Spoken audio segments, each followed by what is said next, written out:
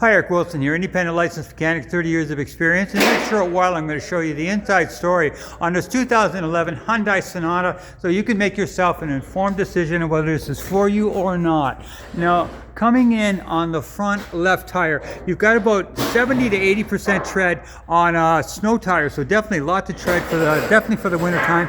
Coming behind the front left tire, you've got, this is the left lower ball joint. Now this is brand new. This has just been recently replaced, so that's important because it holds the wheel to the chassis. This rubber boot here is called the outer CV, and it's full of grease. And if it was ripped, you see grease all over the place. Important not to be, because it lubricates the axle moving forward. Coming behind the front left tire, now this is your left outer tie rod. Now this is critical. It's the only thing that holds the left wheel to the steering, and that is tight. This is your left sway bar link connected from here up to there. Brand new links. I know I just replaced them. On your brakes, you've got you've got practically brand new brakes. You got like 40,000 K left on your front brakes, so lots and lots of front brakes. The inner CV boot right there, see for yourself, good and dry. More importantly, look behind there. That works, the drive shaft comes out of the tranny. That is a leak point, and you can see for yourself, bone dry. This, now, speaking of leaks, this is the bottom of the transmission here, bone dry. Bottom of the motor, bone dry. So brake-wise, leak-wise, suspension-wise, on the front left, I don't see any issues at all. Coming across to the front right tire, again about 70 to 80% tread on snow tires, so definitely good snows for the winter. Your right outer tie rod is tight. Right outer CV boot, good and dry. Right inner CV boot, here you go. Inner CV boot, good and dry. More importantly, bone dry, because this is a leak point right here. If it's going to leak, it would leak right there. That's dry. The right lower ball joint, that is tight. Your brakes, about 40,000 K, lots of brakes.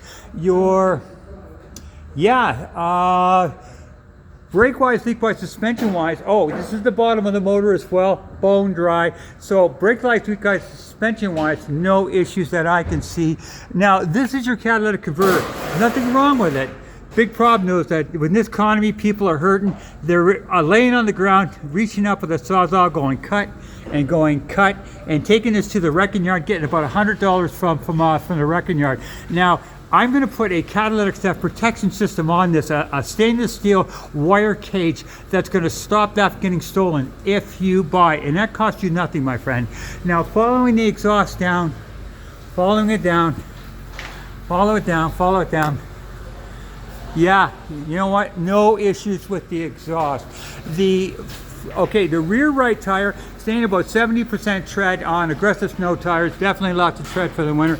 Your rear right spring suspension, no cracks, no breaks. Your rear right sway bar link connected here, that's intact. Your brakes, about 40,000 K, lots and lots of brakes left on the front and back. Your left rear shock, now they're full of oil. If it was leaking, you see oil dripping all the way down there, and that is bone dry. Now, coming across to the left rear, about 70% tread. And your left rear shock, now that shock is brand new, just been replaced. That is your left rear spring suspension, no cracks, no breaks. No, your sway bar link intact, 40,000 K on your rear brakes. General condition under the car, very, very clean. A little bit of surface rust, but other than that, nothing. So brake-wise, leak-wise, suspension-wise on the rear, I'm not seeing any issues. Now on the front, this is the front left strut. Now this strut is full of oil. If it was leaking, you see it dripping all the way here. That is important not to, because that controls the suspension. Your spring suspension, no cracks, no breaks on the front left.